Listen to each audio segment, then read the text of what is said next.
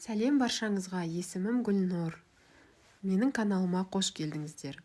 Егер сіздер өздеріңіздің жіптеріңіз әдемі, ораулы, жинақы тұрғанын қаласаңыздар, онда бұл видео сіздерге арналады. Бұл құрылғы тоқымамен айналысатын жандарға таптырмас құрал. Бұны ең алғашқы рет сатып алған кезімде қалай қолдану керектігін білмеген болатынмын.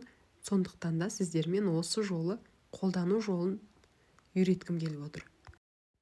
Қорабынан шығарған кезде бізде осындай құрылғы шығады. Мына жоғар жағында бұралып жатқан бұранда бұл столымыздың өлшеміне қарай орнатып қоюға арналған бұранда. Бұны міндетті түрде қаттылап орнатамыз. Жылжып кетпеу керек. Келесі кезекте осындай құрылғымыздың бір бөлігі болады. Соны видеодағыдай етіп орнатып аламыз. Және де қолымыздың астында тұрған ұзын темірді міндетті түрде өзіңіз шетке қарай қатты тартамыз. Ол қатты болып тұру керек. Ортасынан жібіміздің бір басын өткізіп, орнатқан бөлігімізге жіптің басын қыстырып қоямыз.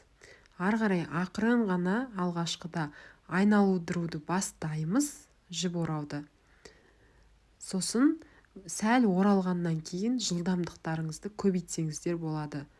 Бірден жылдамдықты көбейтіп кетсеңіздер, онда мына бөліктің төмен жағына қарай жіптеріңіз оратылып, содан шимақталып қалады.